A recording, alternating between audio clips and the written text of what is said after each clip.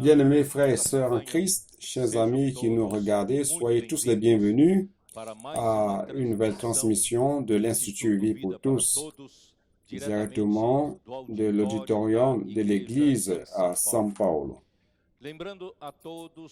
Nous voudrions vous rappeler qu'aujourd'hui, c'est le jour du Seigneur, dimanche, et nous devons offrir pour honorer notre Seigneur qui nous a sauvés et qui nous a tout donné.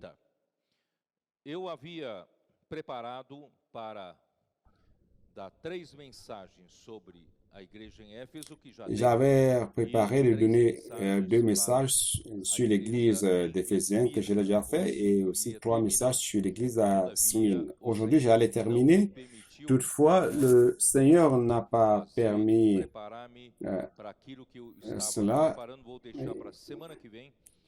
Et je vais donc, le sujet que j'allais partager, je vais laisser cela pour la semaine prochaine car c'est un sujet très important qui fait partie de cette ligne, cette charge. Vous vous rappelez que les 7 églises d'Apocalypse représentent l'Église comme un tout, non seulement l'histoire de l'Église depuis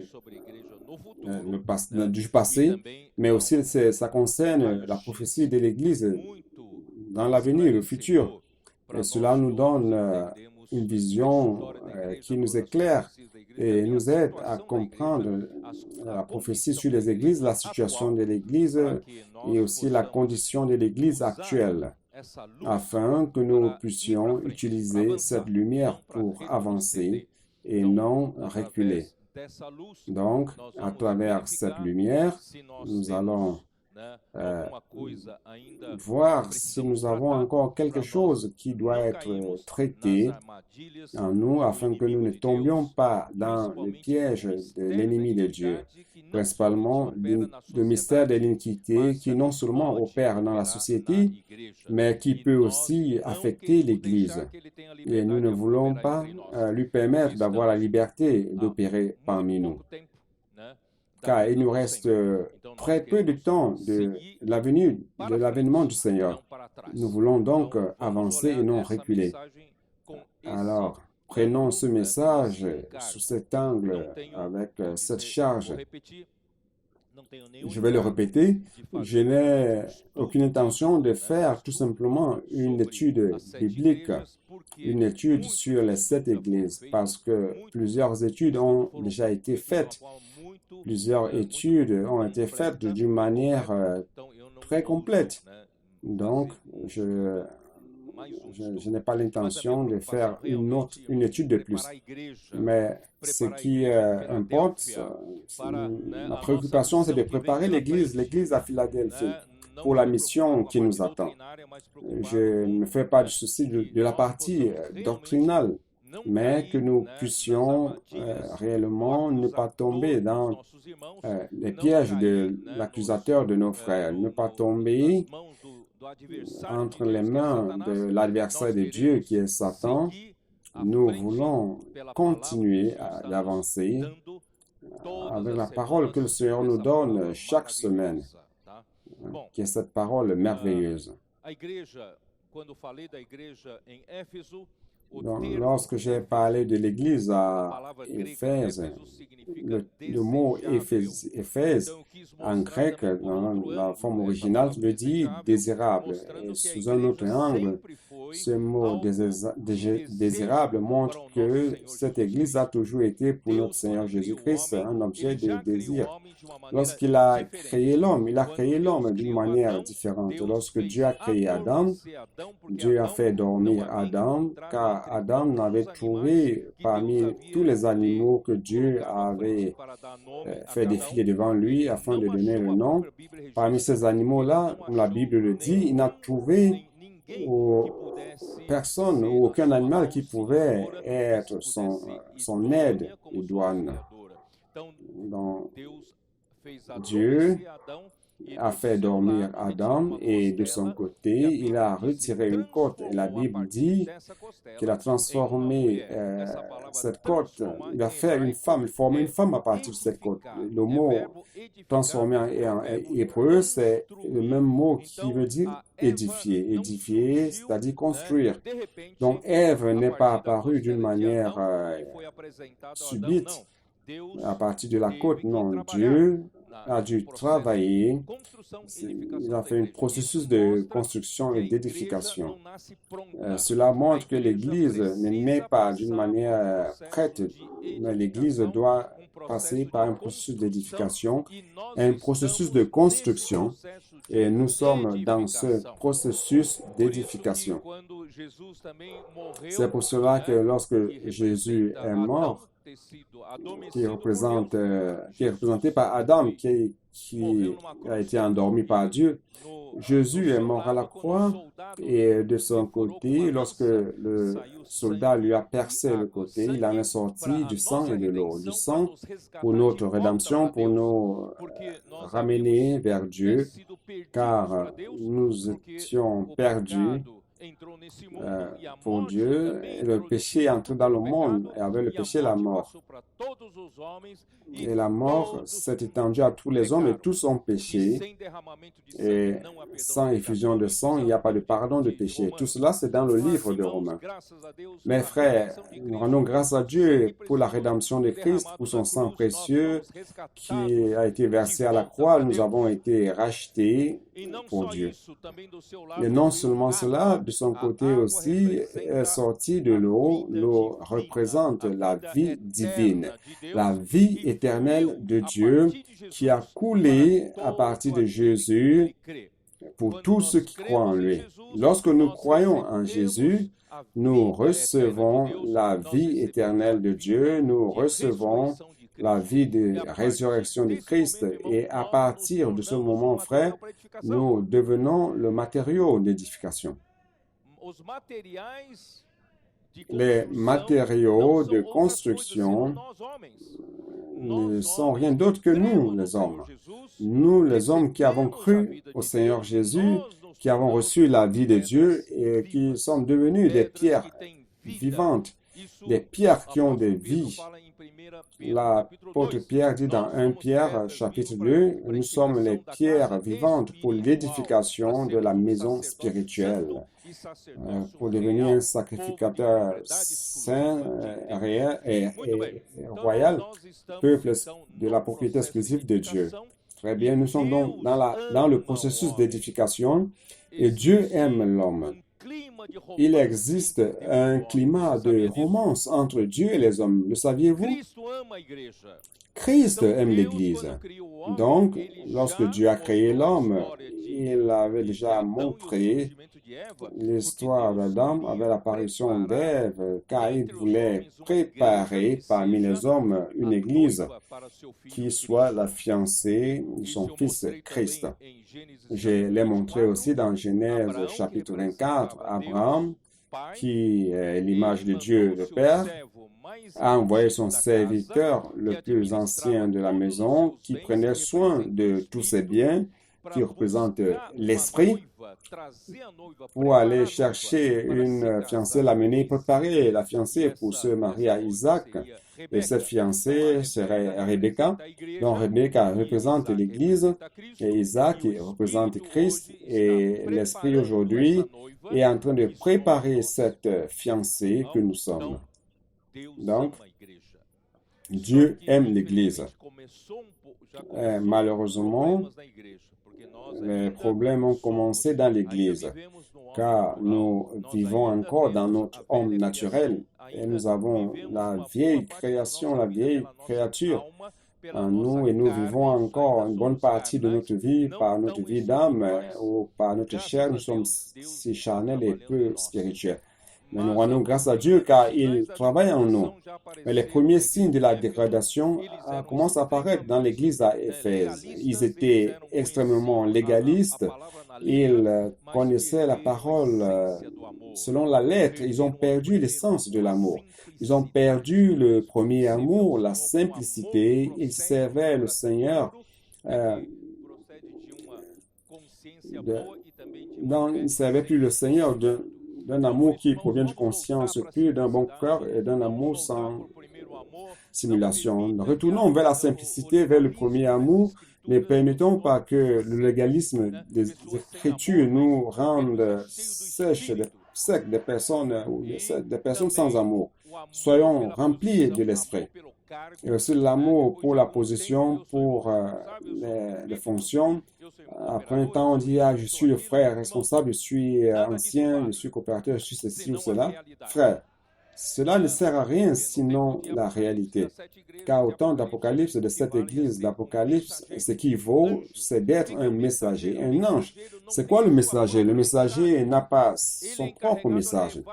Il est chargé d'amener le message de Dieu. Malheureusement, aujourd'hui, beaucoup de messagers ont leur propre message. Ils inventent leur propre message et cela cause du tort. Nous rendons grâce à Dieu car aujourd'hui, il travaille avec les véritables messagers. C'est la situation de l'Église à Éphèse où nous pouvons voir, comme un miroir, des situations par rapport auxquelles nous devons faire attention. À l'Église, à Smyrne, la semaine dernière, je vous ai montré qu'il y avait toute la persécution de l'Empire romain et nous avons compris pourquoi l'Empire romain n'a pas persécuté d'autres religions, mais ceux qui avaient embrassé la foi, qui avaient écouté l'Évangile, qui avaient changé les manières de vivre. C'était justement, frère, parce qu'ils vivaient au milieu d'un monde pagan. Ils vivaient au milieu d'un monde de religion pagane. Et l'Empire romain était complètement lié, la politique complètement entrelacée à la religion et à l'économie. Parce que comme ils avaient hérité des Grecs, la religion polythéiste, ils avaient des multitudes de dieux et ils leur construisaient des temples pour leur plaire afin de ne pas être punis sous un aspect ou un autre. Il y avait donc tout un commerce de l'Empire romain qui tournait autour du commerce, même la vente d'animaux pour les sacrifices et aussi les objets de culte qui ont causé la persécution contre Paul à Éphèse. Donc, plusieurs objets. L'économie de l'Empire romain, en bonne partie, tournait autour de la religion pagane. Et cela a affecté les autres religions. Pourquoi? C'est parce que je n'aime pas appeler l'évangile religion. Donc, les autres religions n'ont pas la puissance de transformer quelqu'un, mais la foi change les personnes. Lorsque Paul est entré à Thessalonique avec la puissance de l'Esprit Saint et avec conviction, il a prêché la parole de l'Évangile. L'Évangile est la puissance de Dieu. Cela fait en sorte que les Thessaloniciens ont abandonné les idoles pour servir le Dieu vivant et véritable. Donc, frère, cela a tout changé. Ça a tout changé. L'Empire romain qui se vantait, qui utilisait une politique libérale qui tolérait toutes les autres religions, mais ne parvenait pas à tolérer la foi, car la foi changeait les personnes et vidait les temples, les commerces. Alors les commerçants ont commencé à mettre la pression sur les politiques et les politiques ont la pression sur l'empereur et l'empereur a donc établi la persécution. C'est ce qui s'est passé. Mais nous rendons grâce à Dieu. Personne ne peut mettre fin à la foi. Personne ne peut mettre fin à la foi. Personne ne peut exterminer l'Évangile. Plus on les persécutait, plus les personnes croyaient en Jésus. Grâce soit rendue à Dieu, car c'est cet évangile que nous prêchons. Vous, les colporteurs qui êtes devant moi, vous êtes dans les rues, puis-je prier pour vous? Vous n'êtes pas en train de prêcher une religion morte. Vous êtes en train d'amener l'évangile du Dieu vivant aux personnes. Vous, Dieu nous a donné une manière d'aborder les personnes qui vient de Dieu, qui est divin, qui est divine. Et c'est, puis-je prier pour vous? Cette phrase ne vient pas des hommes, ça vient de Dieu. Car cette phrase ouvre les portes, les portes du cœur des personnes. J'ai écouté certains de vos témoignages, n'est-ce pas? Lorsque vous dites, puis-je prier pour vous? La personne dit, oui, vous pouvez. Et peut-être que vous n'y croyez pas tellement, mais lorsque vous finissez de prier, en regardant la personne après, vous voyez que la personne est en train de pleurer. Et en pleure, et elle dit, j'avais besoin de cette prière. Elle était dans le désespoir, d'autres qui voulaient se suicider ce jour-là même. Beaucoup de personnes sont comme des brebis affligées sans berger. Quand Jésus est venu, il a vu la multitude comme des brebis sans berger, toutes abattues, affligées. C'est comme ça qu'on rencontre les personnes dans la rue. Il n'y a aucune religion qui peut les aider. Il n'y a que la foi. C'est pour cela, frère, que vous ne devez pas mépriser le travail que vous faites. Allons dans les rues. Puis-je prier pour vous? Amenons la foi avec les personnes. Cette foi va les changer, car l'évangile est la puissance de Dieu. Laissez échapper de votre bouche. Puis-je prier pour vous? Et vous allez voir le lion accomplir son travail. L'évangile sera comme un lion, va changer les personnes, conquérir le cœur. Donc, frère, rendons grâce à Dieu. Non seulement les colporteurs font ce travail, mais les jeunes d'avant ce jeune, il paraît qu'il y a eu, ils sont sortis, ils sont allés dans plusieurs lieux. Non, avant ce jeûne se complète lui-même. Il y a la partie de la prédication de l'Évangile, de prier pour les personnes, mais aussi le colportage. Il y a le colportage digital pour ceux qui ne peuvent pas sortir physiquement, mais aussi avant ce jeûne, à l'arrière-garde, qui consiste à prendre soin, c'est le réseau de soins, le groupe familial de jeunes. Donc, ils parviennent à être une entité complète. Mais même comme cela, ce n'est pas un travail à part, c'est un travail qui fait partie de l'Église. Et les fruits, c'est pour l'Église. Et non seulement cela, j'ai entendu parler de plusieurs églises qui sont en train de sortir. Les frères sortent, ils ne supportent plus de rester à la maison. Et ils ont cette joie lorsqu'ils vont dans les rues pour prêcher l'Évangile. Hier soir, j'ai reçu la nouvelle de ce que plusieurs églises sont sorties et les frères sont revenus très contents. Donc, frères, nous rendons grâce à Dieu. Aujourd'hui, nous avons la centrale d'accueil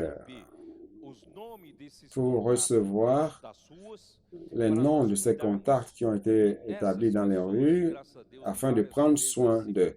Et beaucoup de ces personnes ont été déjà établies dans plusieurs églises.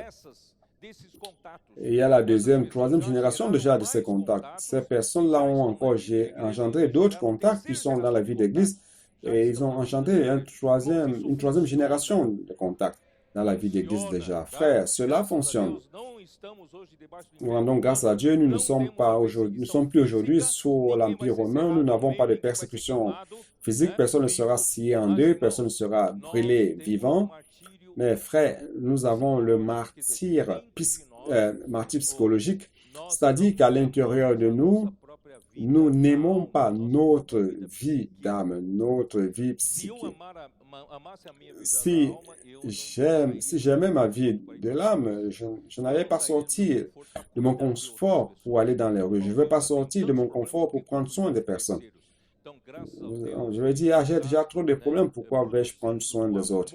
Mais nous rendons grâce à Dieu car il y a l'amour qui naît en nous pour les personnes parce que nous aimons le Seigneur. Si nous aimons le Seigneur a demandé à Pierre, tu m'aimes? Il a dit, oui, je t'aime. Alors, si tu m'aimes, prends soin de mes brebis, paie mes brebis. Donc, si j'aime le Seigneur, je dois aimer les personnes et prendre soin d'elles afin qu'elles soient édifiées dans l'Église. Très bien. Jusque-là, j'ai dit cela la semaine dernière. Alors aujourd'hui, je voudrais avancer pour montrer que l'Église à Smyrne montre l'histoire de l'Église à partir de Éphèse, car Éphèse commence à la deuxième moitié du 1er siècle. Donc à partir de ce temps, jusqu'à la première moitié du 4e siècle, cela fait 300 ans de persécution par divers empereurs romains. Et durant cette persécution, je voudrais vous montrer aujourd'hui, frères, que la dégradation se passait déjà. Le déclin de l'Église avait déjà lieu à cause des ruses de Satan, frère. Nous devons comprendre, la Bible dans Apocalypse 12, il est dit qu'il est le séducteur. Ici, ce mot séducteur veut dire qu'il est un bon trompeur. Il vous trompe, vous tous. Le seul qui ne nous permet pas d'être trompés, c'est l'Esprit, lorsque l'Esprit nous le révèle. Car il est si fascinant qu'il vous fascine et trompe tout le monde. Et c'est possible, il allait même tromper la famille de la foi, mais nous rendons grâce à Dieu car aujourd'hui, nous vivons par l'Esprit. Nous avons la parole prophétique qui nous vaccine, qui nous donne la prévention contre ces choses. Je voudrais vous montrer la subtilité de ce séducteur qui agit aussi dans l'Église. Cela agit de par le passé. Le déclin avait déjà commencé. L'Église à Smyrne, non seulement a connu beaucoup de souffrances et persécutions, mais elle montre déjà les signes de la première dégradation. Ce que j'ai préparé pour partager aujourd'hui, ce sera pour la semaine prochaine. Mais aujourd'hui, je vais vous montrer que ce qui a réellement commencé à causer le déclin de l'Église, frère, c'est par rapport à l'enseignement, par rapport à la parole. Nous rendons grâce à Dieu. Ouais, Dieu a restauré la parole prophétique parmi nous. Grâce soit rendue à Dieu, cette parole opère en celui qui croit. Cette parole prophétique est en train d'être confirmée par les faits qui suivent lorsque cette parole est donnée. Donc l'Esprit confirme cette parole. Mais toutefois, frère, durant tout le temps, depuis la création du monde, jusqu'à ce que Christ prenne possession de son royaume, vous pouvez vérifier que depuis l'Ancien Testament au Nouveau Testament, l'œuvre de Dieu a toujours été faite à travers la parole de Dieu. Il n'y a aucune exception à cela. L'œuvre de Dieu est faite par la parole de Dieu. Alors, quel est le chemin que Satan utilise pour causer le déclin dans l'Église? C'est d'attaquer la parole, confondre l'Église sur la parole. C'est ce que je voudrais vous montrer. 1 Timothée, chapitre 1, verset 3.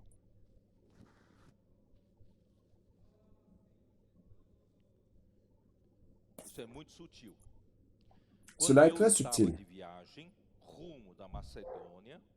Je te rappelle l'exhortation que je te fis à mon départ pour la Macédoine, lorsque je t'engageai à rester à Éphèse afin de recommander à certaines personnes de ne pas enseigner d'autres doctrines. Ici, cette phrase « d'autres doctrines », ce sont des enseignements hétérodoxes. Frère, je voudrais attirer votre attention sur cela. Pour accomplir l'œuvre de Dieu, Dieu a besoin de sa propre parole. Et la parole de Dieu constitue le seul enseignement orthodoxe. J'espère que vous me comprenez. La parole qui produit à Dieu quelque chose de la vie quelque chose de sain qui contribue à l'édification vient de la parole orthodoxe de Dieu.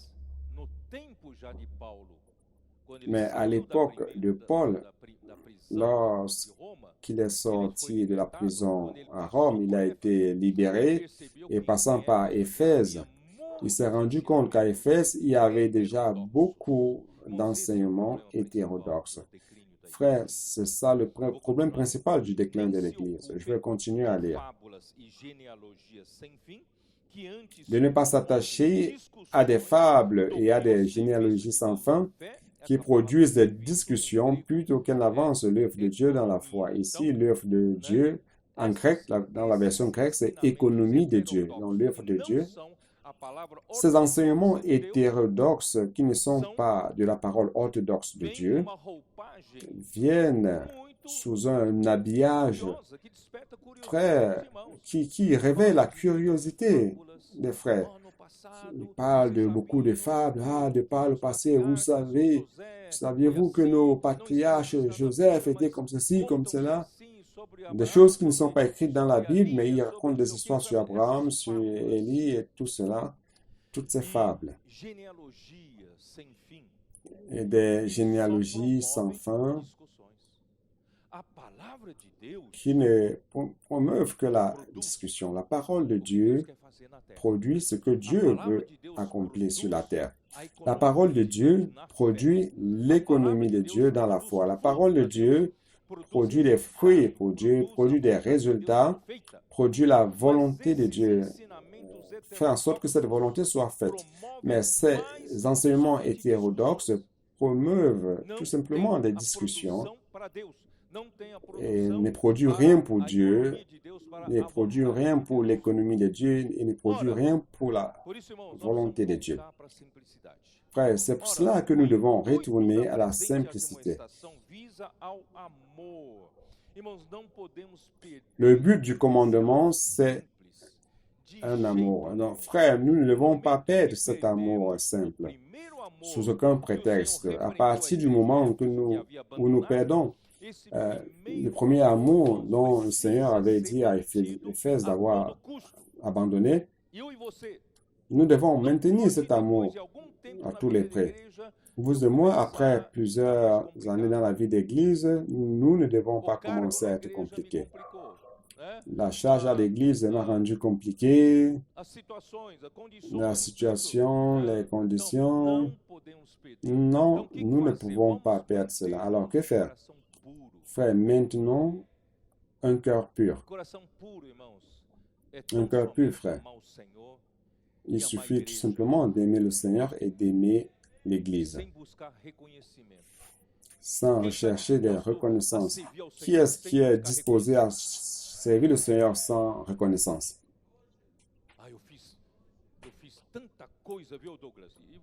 J'ai fait tellement de choses, Douglas, tu ne m'as jamais élogié. Non, un cœur pur ne cherche pas ces choses. Et sans chercher la gloire des hommes, n'est-ce pas? Sans chercher la célébrité ou les projecteurs, encore moins les choses qui trompent comme l'argent. Frère, nous faisons tout par amour au Seigneur, car je vis une vie de martyr pour l'Évangile et c'est par amour pour le Seigneur, pur et simple. Et non pas pour les reconnaissances. Que les frères me considèrent un grand. Je ne veux pas être un grand. Paul était grand et il est devenu petit.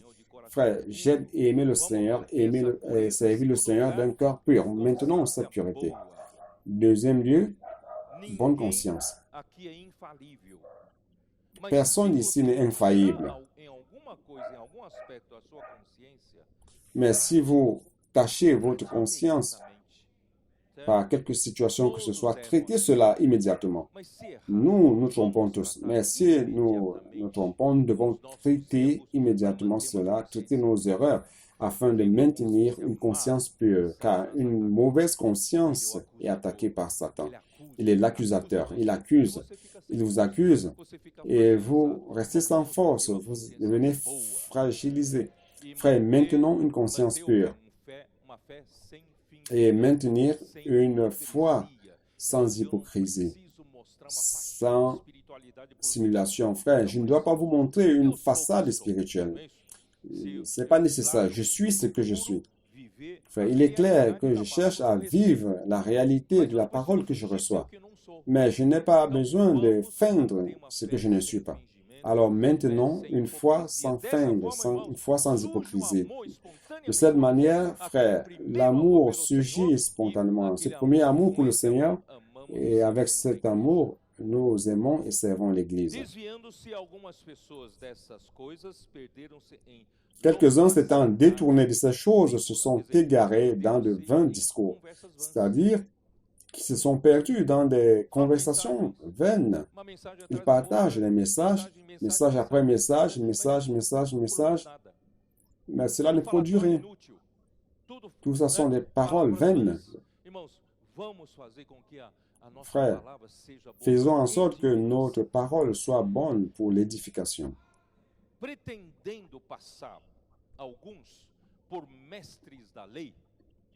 Ils veulent être docteurs de la loi. Tout le monde veut être docteur ou maître. Lorsque vous perdez la vision, est-ce que seule la parole orthodoxe de Dieu édifie et accomplit l'œuvre de Dieu? Il commence à avoir des climats de compétition entre des chrétiens. Ah, moi aussi je connais la Bible, moi aussi je parle de la part de Dieu, moi aussi je sais expliquer le livre des Romains, moi aussi je sais expliquer ce livre ou cet autre livre. Frère, lorsque vous prétendez être maître de la loi, alors vous sortez de l'orthodoxie de l'enseignement de Dieu. Ils veulent être docteurs de la loi et ils ne comprennent ni ce qu'ils disent ni ce qu'ils affirment.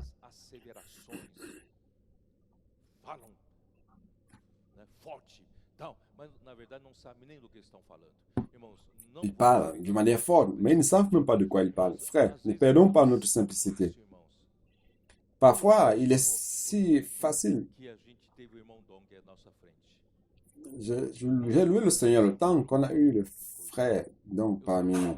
Je ne pouvais me faire de souci de quoi que ce soit. Je savais où se trouvait l'enseignement orthodoxe. Je savais où se trouvait la parole de Dieu. Je n'avais pas besoin de me forcer pour trouver. Cela, c'était si tranquille, si calme, frère. Le Seigneur utilisait ce serviteur-là. Donc, nous ne devons pas nous faire du souci et être préoccupés. Écoutons la parole orthodoxe de Dieu, cette parole qui va édifier l'Église. Et non chercher à écouter un maître ici, un maître par là. Ça ne veut pas dire qu'à l'Église, qu'il n'y a pas de maître. Je vous ai montré dans Romains chapitre 12 que tout procède de la parole unique de la prophétie. Vous vous rendez compte de cela? La parole prophétie vient du prophète qui a reçu la révélation directement de Dieu. Vous vous rappelez que j'ai parlé de cela? Et à partir de cette prophétie, celui qui enseigne, c'est-à-dire le maître ou le docteur, peut avoir beaucoup de choses qu'il a reçues, des lumières, il a creusé, que le Seigneur lui a donné aussi. Mais tout cela vient à partir de la prophétie, à partir de la parole du prophète qui est venue de la révélation directe de Dieu. Et le maître alors développe. Il faisait ceci quand le frère Dong parlait. Lorsqu'il insistait beaucoup sur un point, je ne comprenais pas. Et je disais, ah, ici, il y a de l'or. Je ne sais pas où ça se trouve, mais je sais que là, il y a de l'or. Et qu'est-ce que je faisais? Je me mettais à chercher.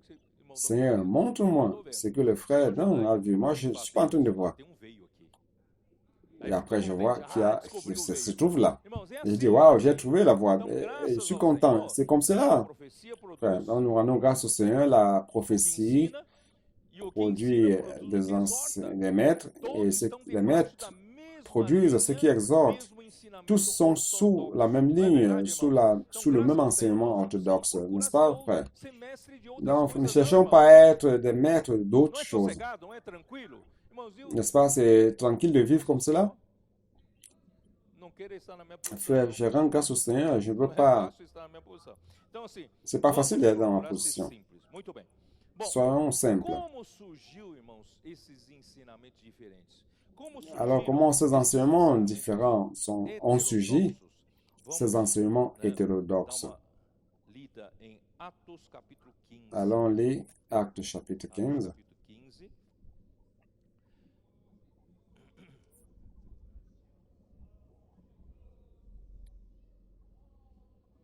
Versículo 1 e depois versículo 5. Verset 1 et après verset 5. Alguns indivíduos que desceram da Judéia Quelques hommes venus de la Judée enseignaient les frères en disant, si vous n'êtes pas circoncis selon le rite de Moïse, vous ne pouvez être sauvés. Voyez donc quelle chose forte. Qui est-ce qui est circoncis aquí? Peut-être peu de personnes. Je pense que 99% ne sont pas circoncis. Alors vous n'êtes pas sauvés. Vous êtes sauvés, oui ou non? Mas aqui, esses indivíduos que desceram da Judéia ensinavam. Mais ces individus qui sont venus de la Judée ont enseigné que s'ils n'étaient pas circoncis, ils ne seraient pas sauvés. Verset 5. Alors quelques-uns du parti des pharisiens, ou de la secte des pharisiens, qui avaient cru, ils ont cru au Seigneur Jésus. Mais ils appartenaient à la secte des pharisiens, qui est une secte des plus rigoureuses parmi les Juifs. Se levèrent en disant qu'il fallait circoncire les païens et exiger l'observation de la loi de Moïse. Ils disaient qu'il n'était pas suffisant de croire au Seigneur Jésus, qu'il était aussi nécessaire d'enseigner. Il enseignait qu'il fallait être circoncis et observer la loi de Moïse. C'est à partir de là que d'autres enseignements différents sont entrés. Avant, les choses étaient simples, oui ou non. Lorsque Pierre a été suscité par Dieu avec les 11 au jour de la Pentecôte, Dieu l'a levé et lui a donné l'autorité de parler. Après cela, qu'est-ce qui s'est passé?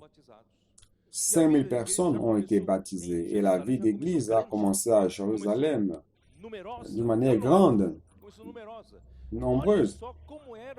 N'est-ce pas? Voyez donc comment ils étaient. Allons voir Actes chapitre 2. Actes chapitre 2.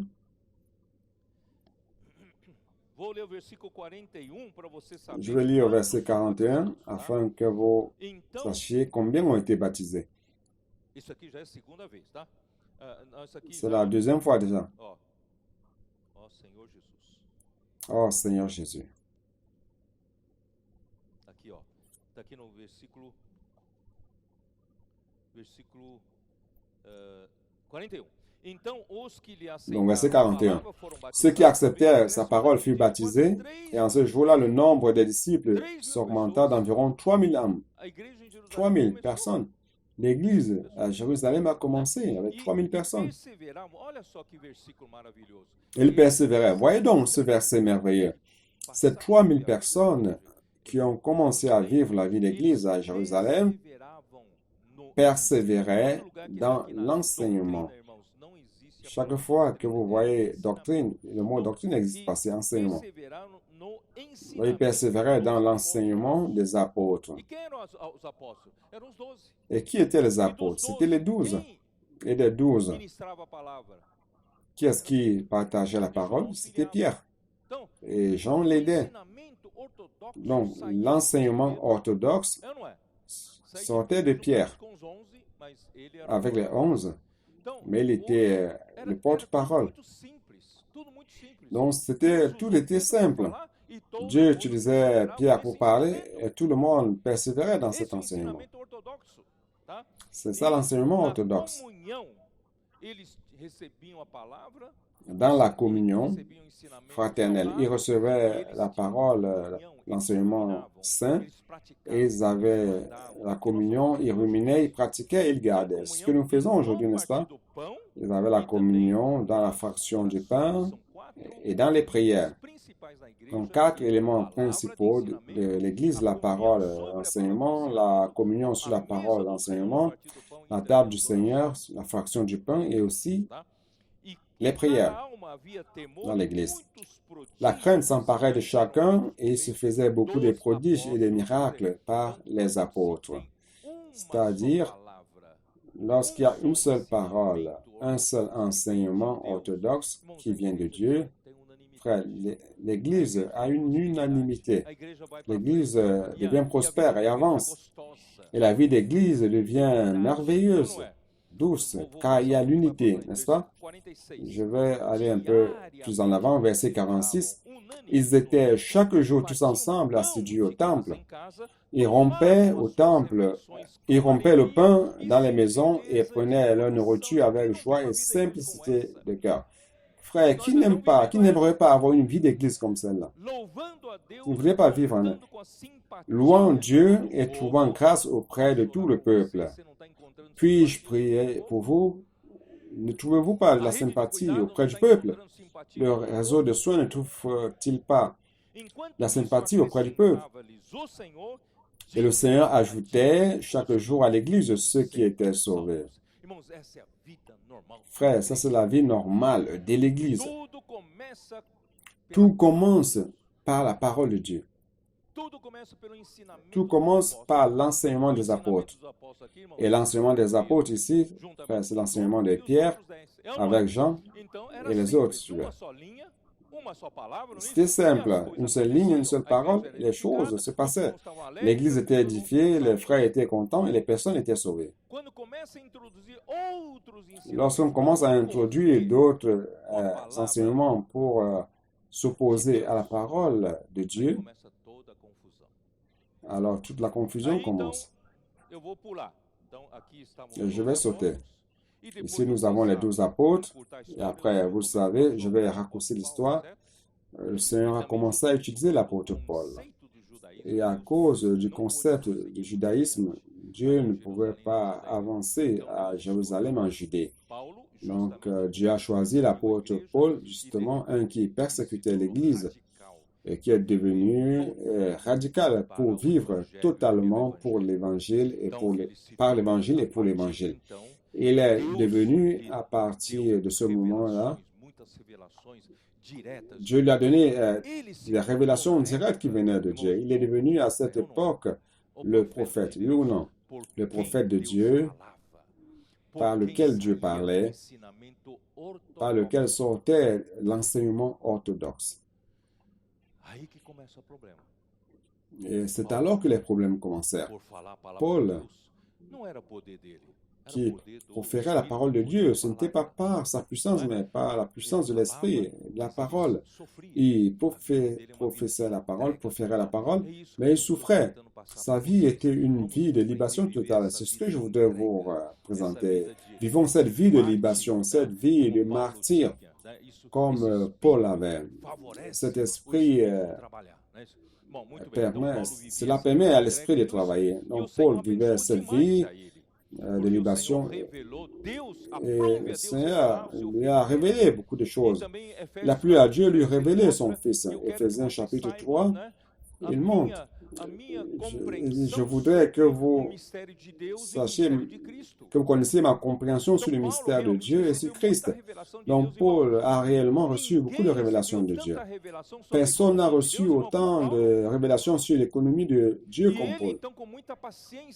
Et lui, comme avait patience à enchanter des églises, il a prêché l'évangile, il a souffert la persécution de la part des Juifs, des Grecs. Au milieu de plusieurs difficultés, il a engendré des églises. Alléluia, frère. L'église, à travers Paul, est parvenue jusqu'en Europe. Oui ou non?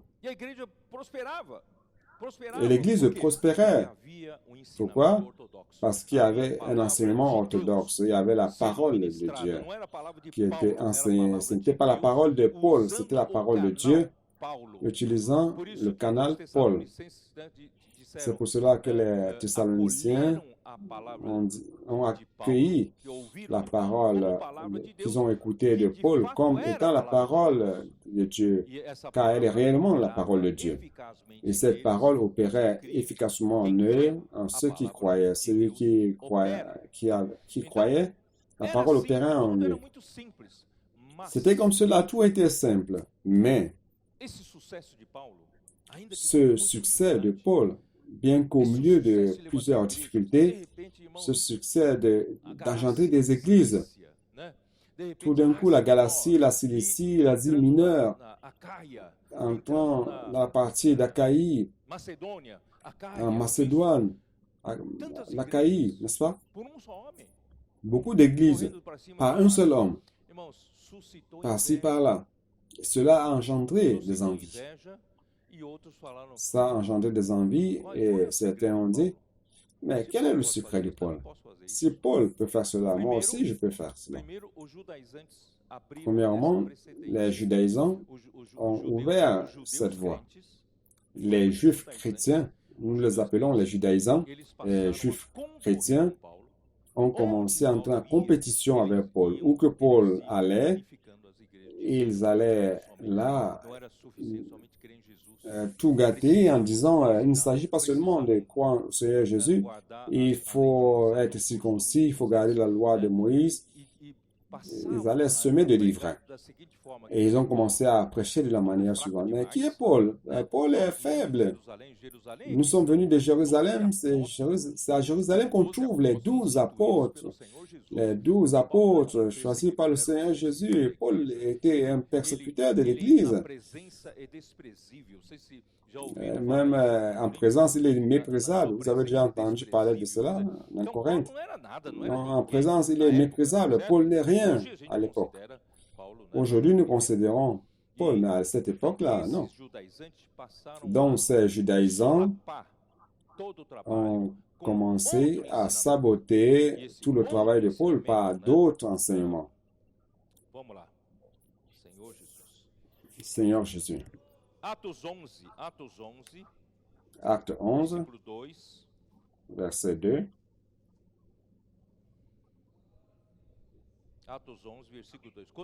Acte 11, verset 2. Et lorsque Pierre fut monté à Jérusalem, les fidèles circoncis lui adressèrent les reproches en disant, tu es entré chez les incirconcis et tu as mangé avec eux. C'est-à-dire que le grand apôtre Pierre, obéissant à l'Esprit, est allé dans la maison de Corneille. Il a prêché l'évangile aux gentils et l'Esprit Saint est descendu sur eux, les baptisant, recevant ainsi les gentils aussi par la porte du royaume. Nous sommes entrés, nous les gentils, nous les païens, nous sommes entrés par cette porte. Lorsque Pierre a ouvert cette porte dans la maison de Corneille, vous comprenez? Donc Pierre, en fait, il avait un concept. Lorsque Dieu lui a envoyé dans la vision grand drap, vous vous rappelez, il y avait toutes sortes d'animaux, de quadrupèdes. Dieu a dit, tu manges. Il a dit, non, jamais, je n'ai jamais mangé rien d'immonde dans ma vie. Et Jésus lui a dit, ne rends pas immonde ce que Dieu a sanctifié. C'est-à-dire que Dieu voulait sauver les gentils. N'est-ce pas? Mais lorsqu'il est retourné à Jérusalem, ceux de la circoncision, vous voyez, au verset 2, ceux de la circoncision sont venus lui faire des reproches. Qu'est-ce que tu as fait, Paul? Tu es entré dans la maison des incirconcis, tu as mangé avec eux. Pierre, mais écoutez, c'est Dieu qui m'a envoyé. Il a reçu les gentils dans le corps du Christ. Donc, juste pour que vous compreniez comment ce problème d'enseignement hétérodoxe a commencé. Donc, allons-y doucement. Galates 2. Galates 2, verset 4.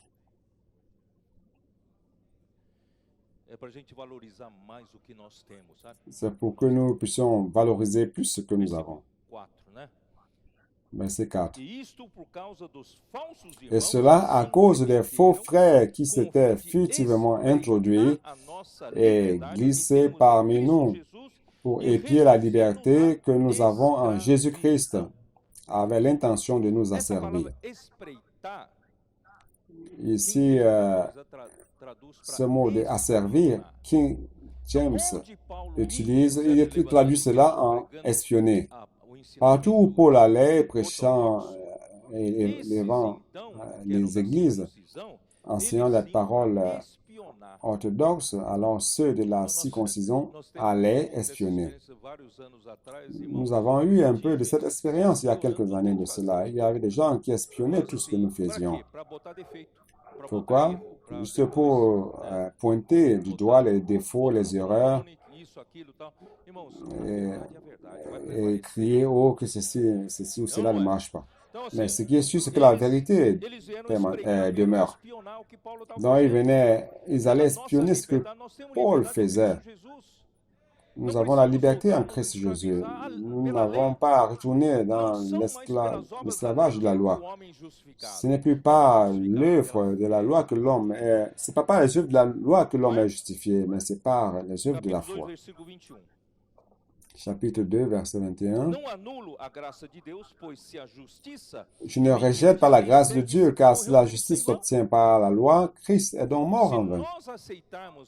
Si nous acceptons ces arguments de ceux de la circoncision, et si nous acceptons la circoncision et gardons la loi de Moïse pour être sauvés, alors Christ est mort en vain.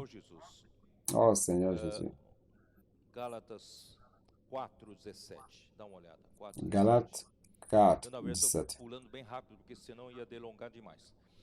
Je suis en train de sauter, sinon ça va prendre plus de temps. Galates 4, 17 dit ceci. Le zèle qu'ils ont pour vous, je vais faire ceci. Je vais lire à partir du verset 2 afin que vous compreniez un peu le contexte.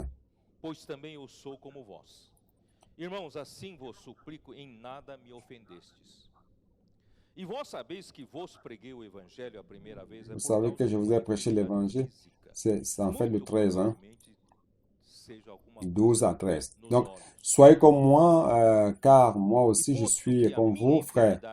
Je vous en supplie, vous ne m'avez fait aucun tort. Vous savez ce que je fus à cause d'une infirmité de la chair. Non, il a eu certainement quelque chose que je vous ai pour la première fois annoncé l'évangile et mis à l'épreuve par ma chair. Vous n'avez témoigné ni mépris ni dégoût. Donc ça devait être quelque chose de pas très beau, ce qu'il avait comme maladie. Vous m'avez au contraire reçu comme un ange de Dieu, comme Jésus-Christ. Mais vous avez changé, alors pourquoi? Qu'est-ce qui s'est passé? Les gens sont venus, ceux de la circoncision sont venus avec des enseignements hétérodoxes et a rendu les Galates confus. Où est donc l'expression de votre bonheur? Car je vous atteste que si cela eût été possible, vous seriez arraché les yeux pour me les donner. Suis-je devenu votre ennemi en vous disant la vérité? Lorsque je vous ai dit que voici l'enseignement orthodoxe, ça c'est la parole de Dieu. N'écoutez pas les autres paroles hétérodoxes.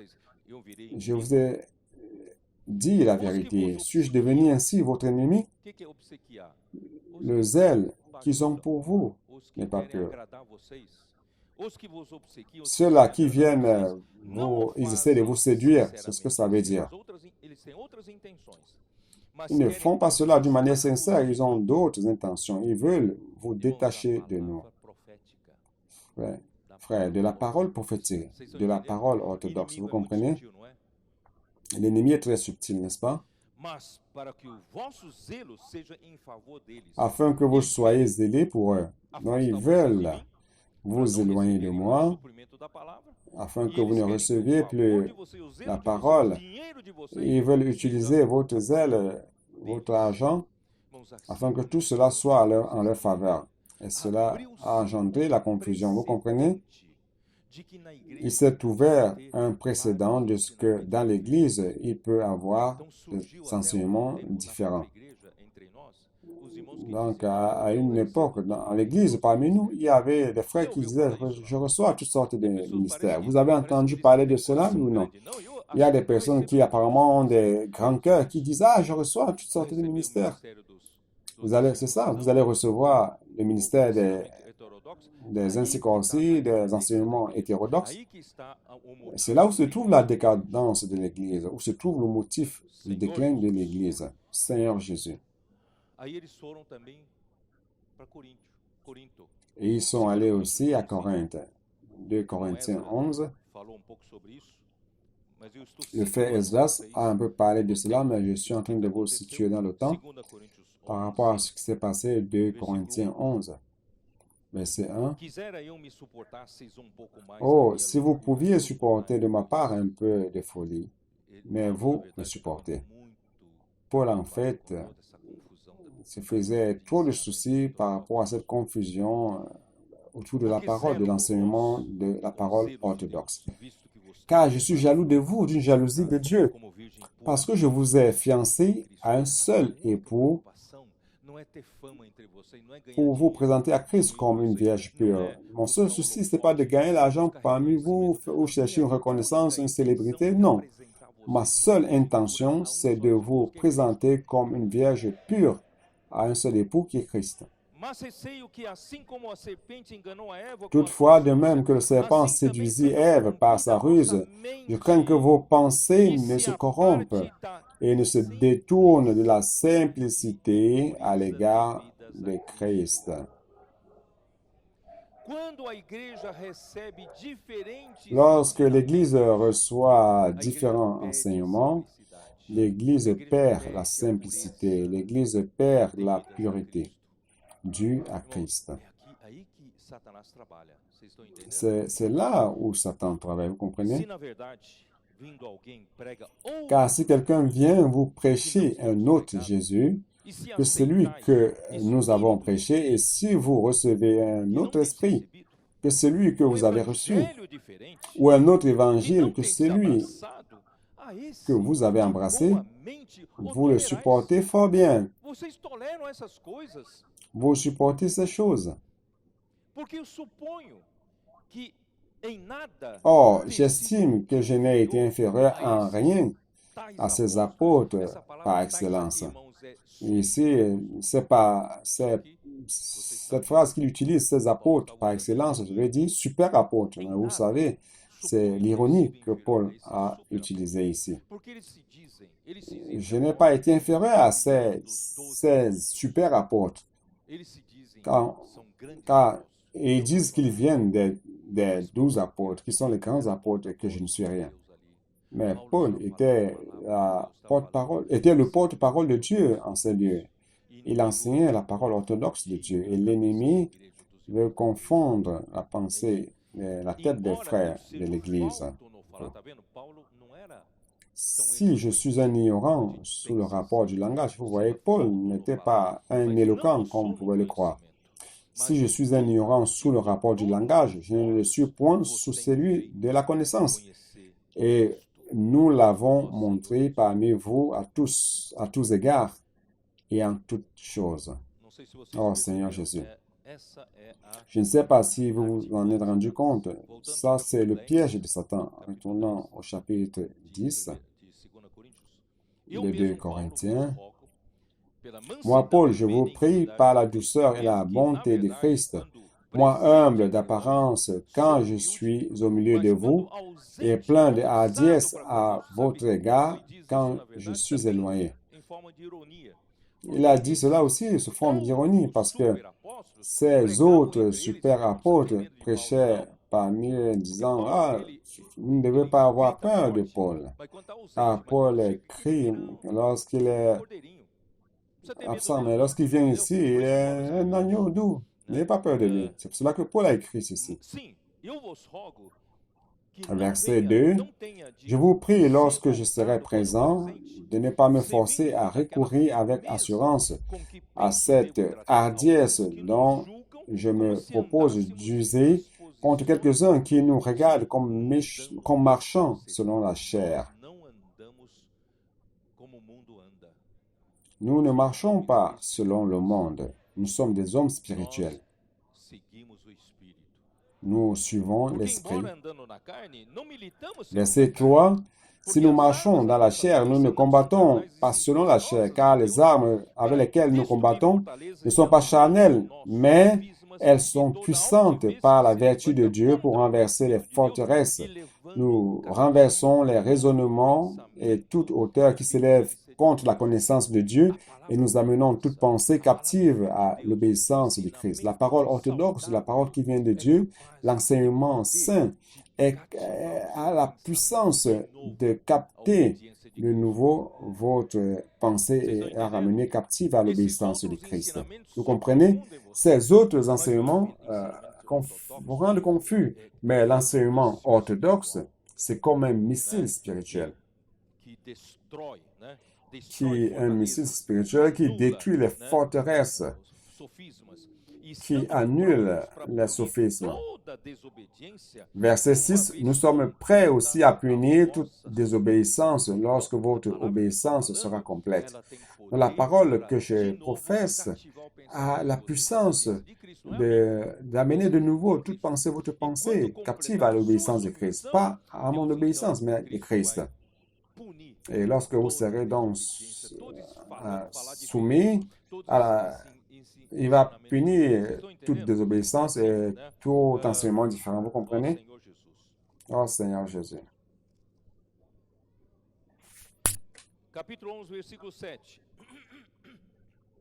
Chapitre 11, verset 7. Ou bien ai-je commis un péché parce que, m'abaissant moi-même afin que vous fussiez élevés, je vous ai annoncé gratuitement l'évangile de Dieu. J'ai dépouillé d'autres églises en recevant d'elles un salaire pour vous servir. Et lorsque j'étais chez vous et que je me suis trouvé dans le besoin, il était dans le besoin parmi les Corinthiens. Il dit, et je n'ai été à charge à personne, je ne vous ai pas demandé de l'argent, car les frères venus de Macédoine ont pourvu à ce qui me manquait. Et en toute chose, je me suis gardé de vous être à charge, et je m'en garderai. Je ne veux pas de votre argent. Par la vérité de Christ qui est en moi, je déclare que ce sujet de gloire ne sera pas enlevé dans les contrées d'Achaïe. Pourquoi? Parce que je ne vous aime pas, je le sais, mais j'agis et j'agirai de la sorte pour ôter ce prétexte à ceux qui cherchent un prétexte afin qu'il soit trouvé tel que nous dans les choses dont il se glorifie. Frère, ce verset, je ne l'avais pas bien compris. Je suis allé chercher dans King James, dans la version King James actualisée. Il y a une autre qui dit ceci, qui explique en disant ceci.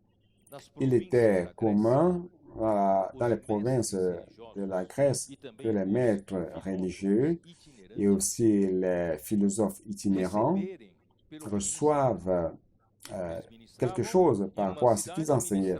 Ils enseignaient dans une ville et après, ils recevaient de l'argent. C'était courant, c'était la coutume à l'époque. Paul a décidé de ne rien recevoir des Corinthiens afin de ne pas faire valoir cette coutume, de leur montrer qu'il vit selon cette coutume. Il a dit, je veux vous enseigner l'évangile gratuitement. Je ne veux pas user de ce bénéfice-là. Alors, il s'est privé de cela. Il a décidé de ne rien recevoir, probablement pour ne pas suivre la coutume de l'époque et enseignement gratuitement l'évangile. Mais les faux apôtres disaient que l'enseignement de Paul était faible, sans qualité académique. C'est pour cela que Paul enseignait gratuitement. Paul enseignait gratuitement parce qu'il ne voulait pas mélanger les choses avec la coutume de l'époque.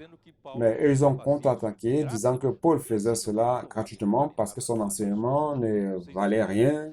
Vous comprenez?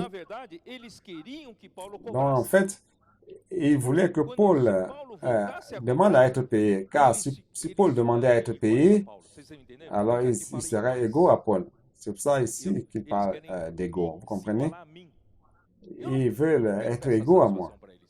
Je ne veux pas répondre, je ne veux pas leur donner cette satisfaction. Vous comprenez? Je ne veux pas leur donner de l'argent. Je ne comprenais pas, maintenant je comprends cela. Il voulait que Paul demande à être payé pour être égaux à eux, et Paul a coupé dans cette occasion de permettre de se considérer égaux à Paul. Donc, je vais continuer, verset 12. Mais j'agis et j'agirai de la sorte pour ôter ce contexte, ce prétexte à ceux qui cherchent un prétexte afin qu'ils soient trouvés tels que nous dans les choses dont ils se glorifient. Ils se glorifiaient en disant que ce qu'ils enseignaient avait des qualités académiques. Verset 13. Ces hommes-là sont de faux apôtres, des ouvriers trompeurs déguisés en apôtres de Christ. Et cela n'est pas étonnant, puisque Satan lui-même se déguise en ange de lumière.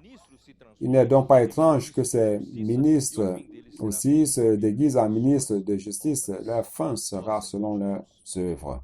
Oh Seigneur Jésus. Maintenant, j'ai déjà lu 1 Timothée 1. Alors, lors de la première épître de Paul à Timothée, il avait été libéré de la prison en Rome à l'année 65. Il y avait déjà ces enseignements hétérodoxes que je viens d'expliquer, c'est-à-dire des enseignements radicalement différents de la racine. En Éphèse, il y avait des maîtres hérétiques qui avaient des attitudes gnostiques et antichrétiens, caractérisés par l'enseignement de fausses doctrines et des fausses vérités. Allez dans votre Bible, dans 1 Timothée 6.3. Si quelqu'un enseigne de fausses doctrines ou enseigne différemment et ne s'attache pas aux saines paroles, dont il existe les saines paroles, et il existe aussi des enseignements hétérodoxes. Et ne s'attache pas aux saines paroles de notre Seigneur Jésus-Christ et à la doctrine qui est selon la piété. Il est enflé d'orgueil, il ne sait rien, et il a la maladie des questions oiseuses et des disputes de mots, d'où naissent l'envie. Vous voyez, ces choses provoquent l'envie, et les querelles, les diffamations, calomnies et les mauvais soupçons. Il commence à proférer ces mensonges. Je l'ai déjà dit dans un de mes lives. Lorsque le frère donc commençait à parler de café, son objectif c'était que nous sortions de l'aspect des églises locales et recluses, où les gens ne nous connaissaient pas. On louait des bâtiments, il n'y avait aucune plaque, et les personnes voyaient, les voisins nous voyaient entrer dans les bâtiments, chanter, prêcher la parole et sortir. Personne ne savait qui nous étions. Alors le frère Don s'est dit, il y a quelque chose qui ne va pas, nous devons amener le peuple vers nous. C'est comme cela que la charge du Boucafé a commencé. Le Boucafé, justement, c'était un endroit où les gens pouvaient venir et nous connaître. Et Satan a utilisé certaines personnes pour créer ces diffamations et des soupçons malins. Ils ont dit que le frère donc a fait la promotion de Boucafé parce que moi j'étais distributeur de café. Je ne connais pas grand-chose à propos du café. Et ils ont dit que la famille de Esdras plantait du café, qu'ils ont des plantations de café. Vous voyez, frère, quelle chose absurde. Tout cela, c'est pour nous diffamer. Quoi d'autre? Des vaines discussions d'hommes corrompus d'entendement, privés de la vérité. Ceux qui enseignent les enseignements hétérodoxes sont privés de la vérité et croyant que la piété est une source de gain. Ils voulaient gagner de l'argent parce que Paul avait tellement de succès et suscitait beaucoup d'églises. Les gens se disaient, je vais faire comme les apôtres qui viennent de Jérusalem. Je suis un apôtre qui vient de Judée, de Jérusalem, je suis plus grand que Paul et je vais trouver des sponsors et avoir de l'argent et vivre de cela. Frère, cela est très sale, n'est-ce pas? Oh Seigneur Jésus.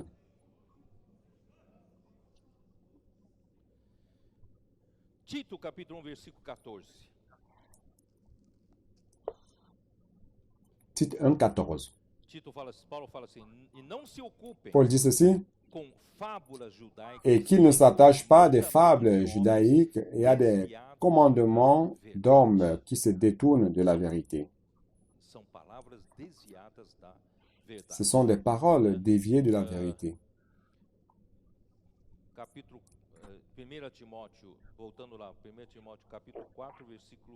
Retournons à 1 Timothée 4, 3.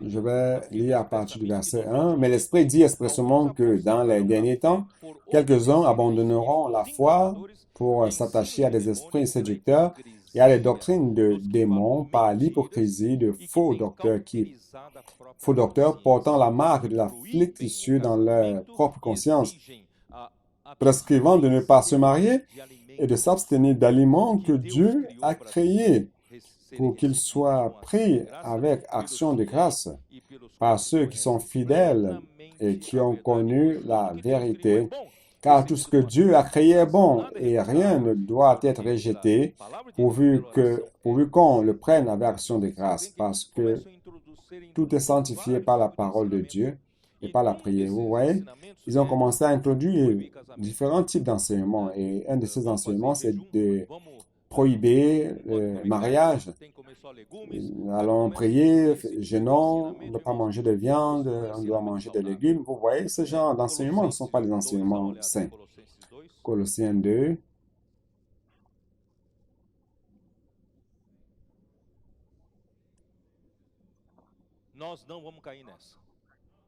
Nous n'allons pas tomber dans cela. Continuons à accorder de la valeur à la parole prophétique. Porque como se vivesseis no mundo, vos sujeitais a ordenanças. De novo, vocês estão se sujeitando a regras. Vous vivez dans le monde, vous êtes mort. Pourquoi vous attachez-vous encore aux règles? Ne faites pas ceci, ne faites pas cela, ne touche pas à ceci. Lorsque j'étais jeune, pour me garder de la passion de la jeunesse, en passant par les kiosques à genoux, j'ai marché comme ceci. Il n'y a aucune puissance contre la sensualité, vous voyez. Tout cela, c'était des enseignements des hommes. C'était Colossiens 2, 22. Préceptes qui tous deviennent pernicieux par l'abus et qui ne sont fondés que sur les ordonnances et les doctrines des hommes qui ont de la vérité une apparence de sagesse. Oh, je suis un homme, je suis un sage, je vous enseigne la sagesse. Tout ça, c'est de l'apparence. En ce qu'ils indiquent un culte volontaire. En fait, ils s'exaltent eux-mêmes. Je peux faire cela et vous, non. De l'humilité, une fausse humilité. Faites attention à la fausse humilité. Nous avons la foi sans hypocrisie. Nous ne voulons pas montrer aux autres une fausse humilité. Quoi d'autre? Et le mépris du corps, c'est-à-dire la rigueur ascétique. Je ne veux pas faire ceci, je veux vaincre la chair. Frère, cela n'a aucune valeur. Il n'y a aucune valeur. Ça n'a aucune valeur contre la sensualité. Il n'y a que par l'esprit que nous parvenons à mortifier les effets de la chair. Par l'esprit, il y a les éléments de la mort de Christ. Oui ou non? Oh Seigneur Jésus.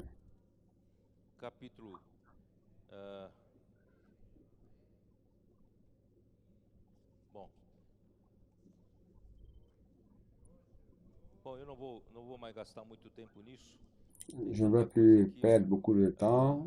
Ici, il y a beaucoup de choses à dire. 2 Timothée 2, 23. Seigneur Jésus.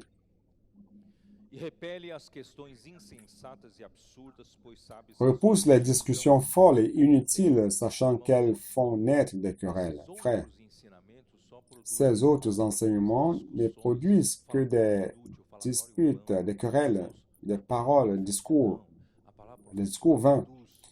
la parole prophétique, bien au contraire, produit l'avancée de Dieu, apporte la santé aux frères. La parole prophétique nous amène plus d'aspects de l'avènement du Seigneur pour établir le royaume de Dieu, n'est-ce pas? Ne tombez pas dans cela, frère, ok? Oh Seigneur Jésus, Tite 3:9.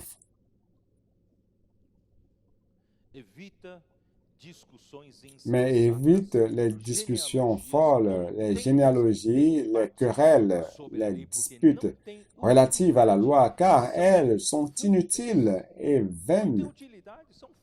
Ça n'a aucune utilité et c'est futile. Ça n'a aucune utilité et c'est futile.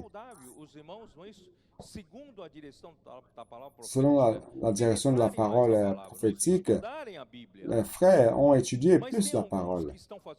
Mais il y a certains qui font des études bibliques totalement hors de la parole prophétique, juste pour montrer qu'ils connaissent la Bible. Pourquoi? Pour être en opposition avec la parole orthodoxe, pour concourir avec la parole orthodoxe. Cela ne cause que des querelles, des disputes, des divisions et des factions et des produits par l'économie de Dieu dans la foi. J'espère que vous allez parvenir à distinguer. Verset 10. Éloigne-toi après un premier et un second avertissement, celui qui provoque des divisions. Si quelqu'un produit des divisions, des factions, coupe les relations avec lui. Après un premier et un second avertissement, coupe les relations. Sachant qu'un homme de cette espèce est perverti et qu'il pêche en se condamnant lui-même. Oh Seigneur Jésus.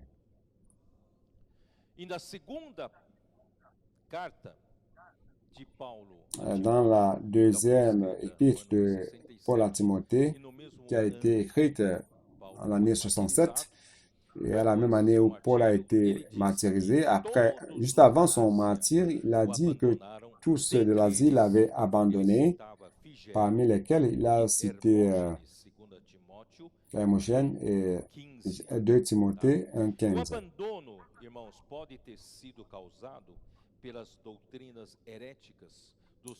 Figel et Hermogène. L'abandon, peut-être ça a été causé par l'enseignement des faux prophètes. Et Figel devait être un des leaders qui les suivait, qui suivait ces faux enseignements de ces faux maîtres. Et sous la persécution des chrétiens, il était risqué de se dire être lié à Paul. Si vous dites, ah, je viens chercher Paul, Paul a été prisonnier par le fait d'être chrétien. Vous aussi, vous pourriez être fait prisonnier. Donc, cela a fait en sorte que aussi que les gens ont abandonné Paul. Ça pourrait être un des motifs aussi. Et Onésiphore a risqué sa propre vie, cherchant diligentement Paul et l'a encouragé. C'est dans les versets 16 à 18, je l'ai déjà lu lorsque nous avons étudié Paul, n'est-ce pas? Après, nous voyons à cette heure-là qui réellement est fidèle et qui n'est pas fidèle. Et la doctrine hérétique prêchée, c'est dans 2 Timothée 2. 17-18, jetez-y un coup d'œil, et leur parole rongera comme la gangrène. De ce nombre sont Hyménée et Philette, qui se sont détournés de la vérité, disant que la résurrection est déjà arrivée et qui renversant la foi de quelques-uns. Vous savez pourquoi j'ai voulu montrer cela? C'est pour vous montrer que cette porte a été ouverte par les judaïsants afin de concourir contre la parole prophétique. Et cela a, vous savez, la grande partie d'eux étaient des Grecs. Et les Grecs, je l'ai dit une fois, ceux d'Athènes, Corinthe ou d'autres villes de l'Asie mineure, il y avait beaucoup de Grecs. Et ces Grecs se vantaient d'être les premiers à pratiquer la démocratie. dans toutes les villes grecques de cette époque-là, avaient une place énorme dans la ville qu'ils appelaient Agora. Et sur cette place, il y avait toutes sortes de marchandises, de bâtiments publics, d'institutions, et principalement un lieu pour parler en public. Les philosophes de l'époque utilisaient ces lieux-là pour démontrer leurs théories, leurs philosophies, dont les Grecs étaient versés dans ce genre de démocratie où tout le monde peut parler, et avec les précédents ouverts par les judaïsants qui ont montré une autre doctrine au-delà de ce que Paul avait prêché, cela a ouvert les portes à d'autres aussi. Je ne sais pas si vous me comprenez. Il ne s'agit pas seulement des judaïsants qui ont fait cela, mais d'autres aussi ont commencé à faire cela. Alors, d'autres enseignements hérétiques ont commencé à surgir. Comme je l'ai dit ici, il parlait d'Hyménée et de Philette qui prêchaient qu'il n'y avait plus de résurrection, car la résurrection, c'est déjà fait. Qu'est-ce que c'est déjà fait?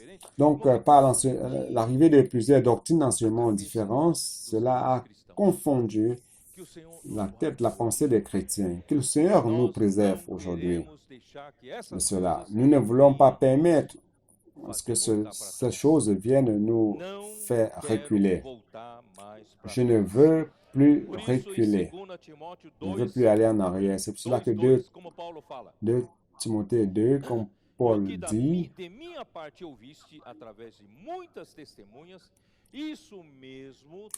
car je vous attriste, car si je vous attriste, 2 Timothée 2. C'est-à-dire qu'une chose qui doit être transmise, c'est la parole prophétique.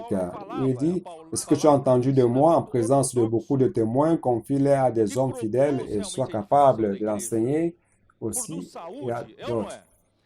Donc, la parole que Paul enseignait, c'est une parole orthodoxe qui donne la santé dans l'Église. Donc, nous n'avons pas besoin d'autres maîtres pour inventer des choses. Nous avons besoin des personnes fidèles et idoines qui vont recevoir la parole et la transmettre d'une manière fidèle aux personnes qui sont fidèles et idoines pour transmettre encore à d'autres personnes. C'est-à-dire que cette parole sera transmise, cette parole orthodoxe doit être transmise de personne en personne. Et nous serons ainsi ces messagers comme ce vase qui reçoit, dans Zacharie 4, qui reçoit les deux tuyaux d'or de la parole prophétique, et nous serons des conducteurs, c'est-à-dire les tubes qui conduisent fidèlement la parole reçue. Et cette parole, frère, fait briller le chandelier. L'enseignement hétérodoxe ne cause que des divisions, des disputes, des envies, des diffamations, mais la parole prophétique produit le témoignage de l'Église. Oh Seigneur Jésus.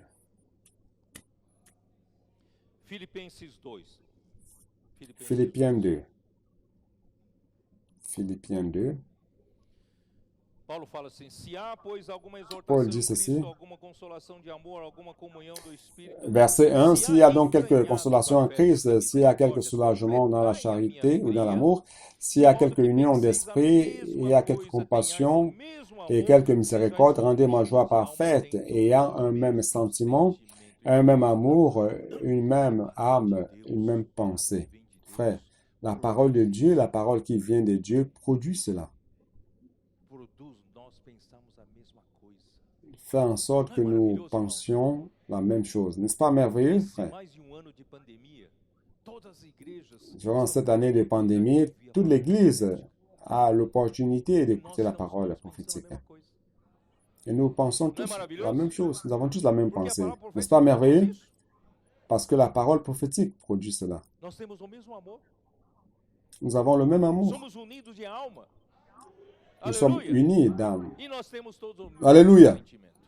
Et nous avons tous le même sentiment. Et il dit, ne faites rien par esprit de parti ou par vaine gloire, car vem desses l'esprit de parti ou la vaine gloire vient de ces enseignements différents. ensinamentos diferentes. Não é isso? Et cela produit encore des enseignements Ele différents. quer produzir o Pourquoi? partido dele, quer Parce qu'il produit produzir son parti. seguidores. Il veut produire E muitas vezes, irmãos, ses partisans. essas pessoas mal intencionadas Et ces aproveitam personnes da mal carona da vida intentionnées da igreja, tá no meio de nós, profitent de la vie mas na d'église. verdade eles visam Ces personnes sont parmi nous, mais en fait, ganhar força para elles produzir seu próprio partido. veulent juste profiter d'être parmi nous pour produire leur propre parti. Vous comprenez?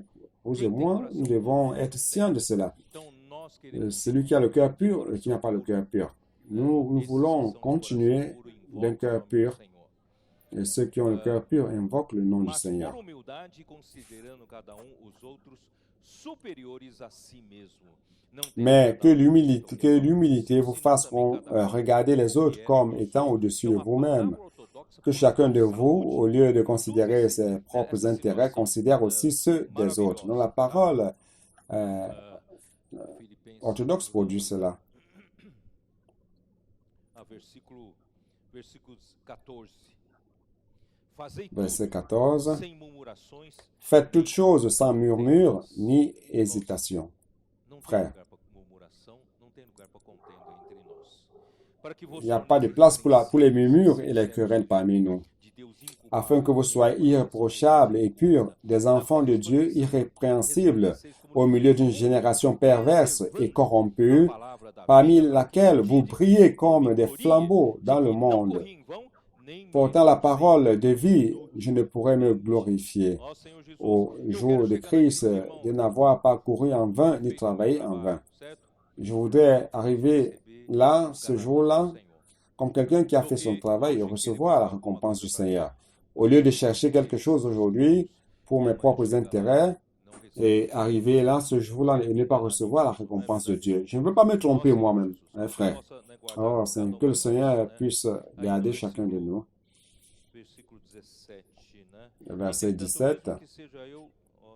Et même, oh Seigneur Jésus.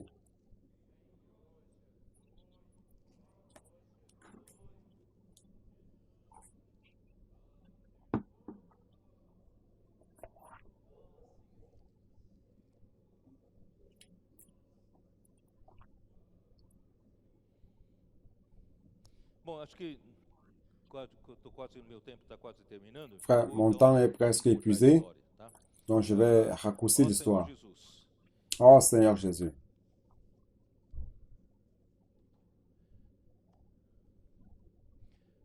Paulo. Bom, vou fazer o seguinte, vou deixar essa última página de lado, não vou falar sobre isso. Frère, je vais laisser cette partie, je ne vais pas parler de cela. Je vais vous montrer que toute œuvre de Dieu Pela palavra de Deus. a été faite et sera faite par la parole de Dieu. Como foi feito o universo? Comment l'univers a-t-il été créé? Gênesis 1. Genèse 1. Gênesis 1. Allons lire. Versículo 3. Genèse 1, verset 3. Seulement le verset 3. Disse Deus. Dieu dit, Disse Deus. Deus falou. Dieu dit. Dieu a parlé. Dieu a parlé Deus et falou. quelque chose s'est A passé. obra aconteceu. Dieu a parlé Deus et disse, l'œuvre a haja été luz. faite.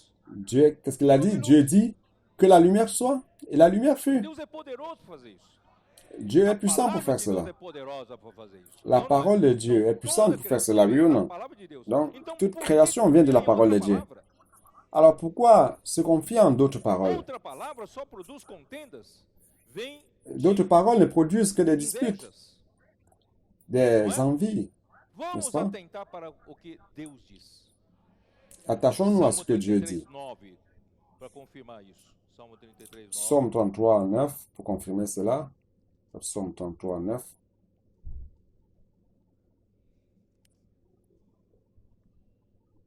Pois ele falou e tudo se fez. Car il dit, et la chose arrive, il ordonne, et elle existe.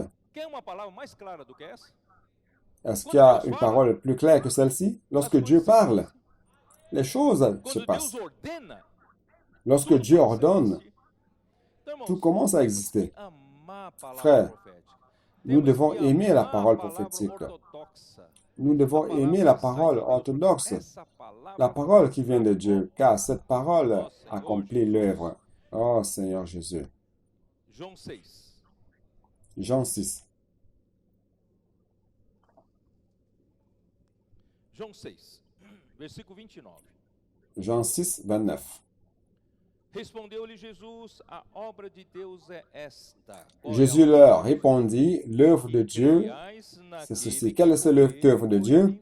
Ce que vous croyez en celui qui l'a envoyé. L'œuvre de Dieu est si simple. Il ne s'agit pas de faire ceci ou faire cela.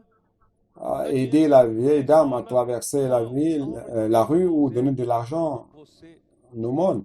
Ce n'est pas cela. L'œuvre de Dieu, c'est de croire en celui que Dieu a envoyé.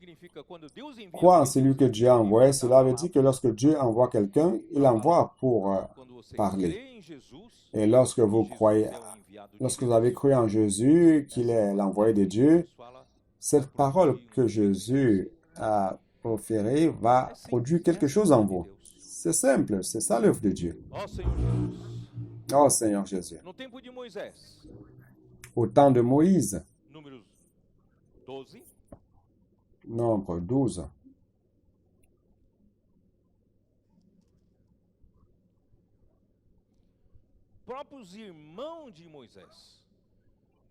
Les frères même, le frère disait de Moïse, ont douté. Les frères de Moïse ont douté que Moïse était le seul prophète ou l'unique que Dieu utilisait pour accomplir l'œuvre de Dieu parmi les enfants d'Israël. Verset 2, Nombre 12, ils dirent, en fait, non, c'était une autre situation parce que Moïse s'était marié à la Cushite et la femme de Cushite. Donc, ils dirent, est-ce que seulement par Moïse que l'Éternel parle? N'est-ce pas aussi par nous qu'il parle? Et l'Éternel l'entendit. C'est là que le problème naît. Pourquoi devons-nous considérer la parole de Paul comme la parole de Dieu? Nous qui sommes venus de la Judée, est-ce que Dieu ne parle pas aussi par nous? Vous comprenez? Beaucoup de personnes pensent qu'elles peuvent compétir avec Paul. Mais Dieu était en train d'utiliser Paul. Et de Paul sortait la parole de Dieu. Vous me comprenez? Est-ce que c'est seulement par Moïse? Par Myriam ou Marie ou par Aaron? Est-ce que Dieu ne parle pas aussi par eux? Frère, faites attention à cela. Dieu parle aussi par moi. J'ai donné des grands messages, frère. Les frères ont applaudi tout ce que je partageais. Il ne s'agit pas de cela. Vous pouvez parler, prophétiser, grâce à Dieu, soit rendu à Dieu. Mais frère, prophétisons la parole de Dieu. Parlons ce que Dieu parle aujourd'hui. Alors, l'Éternel entendit, le verset 6, et il dit, écoutez bien mes paroles, lorsqu'il y aura parmi vous un prophète, c'est dans une vision que moi, l'Éternel, je me révélerai à lui. C'est dans un songe que je lui parlerai. Ça veut dire qu'il y a d'autres prophètes, c'est vrai. Je parle avec eux en vision ou en songe. Mais avec le prophète Moïse, c'est différent. Il n'en est pas ainsi de mon serviteur Moïse. Il est fidèle dans toute ma maison. Je lui parle bouche à bouche. Je me révèle à lui sans énigme. Et il voit une représentation de l'Éternel. Pourquoi donc n'avez-vous pas craint de parler contre mon serviteur, contre Moïse? Frère, immédiatement, Marie est devenue lépreuse. Frère, faites attention à cela. Dieu a son prophète, il a sa parole. Ce n'est pas parce que Moïse est un homme ou Paul est un homme et que les gens qui vivaient avec lui les méprisaient. Frère, nous devons aimer ce que Dieu est en train de faire et dire à travers les hommes, à travers ses prophètes. Et plus tard, dans Nombre 16, après que les espions sont revenus et ont raconté des choses horribles. Nous n'allons pas, ils ont dit, on ne pourra pas entrer dans Canaan, il n'y a que des géants, nous serons écrasés comme des sauterelles. Alors Corée, fils de Jéthia, fils de Kebat, fils de Lévi, se révolta avec Dathan et Abiram, fils d'Eliab, et On, fils de Pélé. Ils ont mené une rébellion contre Moïse. Verset 2, ils se soulevaient contre Moïse avec 250 hommes des enfants d'Israël, des principaux de l'assemblée, et ceux que l'on convoquait à l'assemblée et qui étaient des gens de renom. Ils s'assemblèrent contre Moïse et Aaron et leur dirent, c'en est assez, car toute l'assemblée, tous sont saints et l'Éternel est au milieu d'eux. Pourquoi vous élevez-vous au-dessus de l'assemblée de l'Éternel? Tout le monde est égaux dans l'Église. Tout le monde est égal dans l'Église. Vous avez déjà entendu parler de cela, c'est vrai. Dans l'Église, tout le monde est égal. Nous sommes les membres du corps de Christ. Mais d'un autre côté, il existe des fonctions différentes. Oui ou non? Seigneur Jésus. C'est ce qui s'est passé. Je vais terminer avec le verset 28. Moïse dit, à ceci vous connaîtrez que l'Éternel m'a envoyé à faire toutes ces choses et que je n'agis pas de moi-même.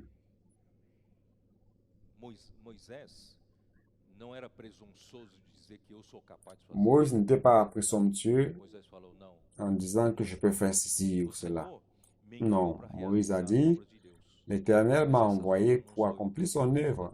Mais ces œuvres, ce n'est pas moi qui les accomplis, mais c'est Dieu lui-même qui les accomplit. Je vais terminer ici, frère. Nous devons rendre grâce à Dieu. Car le Seigneur aujourd'hui nous a donné la parole orthodoxe, les enseignements saints, et ces enseignements saints produisent l'œuvre de Dieu. N'est-ce pas? Le colportage dynamique est révolutionnaire, est en train de connaître une révolution grâce à la parole prophétique. Les colporteurs qui sont ici savent de quoi je parle. Nous avons les voitures à alcool, n'est-ce pas? Il y a aussi les voitures à essence, les voitures à gasoil, diesel. Ces colporteurs sont conduits par la parole prophétique, car ils ont découvert le secret de ce que la parole prophétique fonctionne. Lorsqu'ils prennent la parole prophétique dans la foi, ça fonctionne dans la rue. À des moments où tout paraît bloqué, ils n'avancent pas, ni ne reculent, alors ils se tournent vers le Seigneur, exercent la foi dans la parole que le Seigneur a proférée, et les choses marchent, oui ou non? Car l'œuvre de Dieu est accomplie. Ce n'est pas moi qui le fais, je n'ai aucune capacité pour accomplir l'œuvre de Dieu. Frère, on a grâce au Seigneur car les choses sont en train de s'imbriquer. Nous prions pour les personnes, nous prêchons l'Évangile, les livres sont distribués avec l'Évangile du Royaume. Les personnes sont amenées dans les églises où on prend soin d'eux et les frères sont contents de sortir pour prêcher l'Évangile. Frère, beaucoup de personnes sont contactées, beaucoup se réunissent dans la vie d'église grâce à ces soins. À partir d'aujourd'hui, nous devons continuer tout simplement à être fidèles à ce que le Seigneur nous parle et Dieu va nous faire avancer. Je vais répéter, je ne voudrais pas reculer. Ne permettons pas à l'ennemi de Dieu nous faire monter un piège et nous faire tomber dedans. Nous aimons le Seigneur, nous aimons l'avènement du Seigneur. Nous voulons que ce jour vienne rapidement. Et je sais que plus je donne ma vie à cela, une vie de martyr, je sais que je recevrai la récompense et rien ne sera en vain. Ça, le Seigneur va récompenser chacun pour l'œuvre que chacun a accomplie ou aura accompli dans le corps. Suivons le chemin correct, frère, la parole orthodoxe, l'enseignement saint qui va produire l'édification de l'Église et qui préparera la fiancée comme l'Église glorieuse. pour les noces de l'agneau de Apocalypse 19. Et nous allons nous joindre à Christ, former l'armée qui va vaincre l'Antéchrist et son armée. Et nous allons introduire le royaume de Dieu ici sur terre. Soyons simples, frères, avec toute simplicité et pureté due à Christ. Maintenant, un cœur pur, une bonne conscience et une foi sans hypocrisie. Que Dieu vous bénisse tous. Que Dieu bénisse ceux qui nous regardent à la maison ou en quelque lieu que ce soit. Vous savez, Dieu va faire de nous chaque fois plus, faire de cette église de Philadelphie qui a reçu comme cadeau de Dieu la parole prophétique qui a été décelée parmi nous. Il y a eu pratiquement 19 siècles sans elle, que cela a été restauré parmi nous, cette parole prophétique. Et le Seigneur va utiliser cette arme. Oui, cette arme est une arme spirituelle qui va vaincre tous les pièges de Satan. Que le Seigneur vous bénisse, votre famille, que Dieu vous garde, que Dieu puisse bénir son Église dans la prédication de l'Évangile et aussi au moment de perdre les personnes dont nous avons les contacts. Jésus est le Seigneur.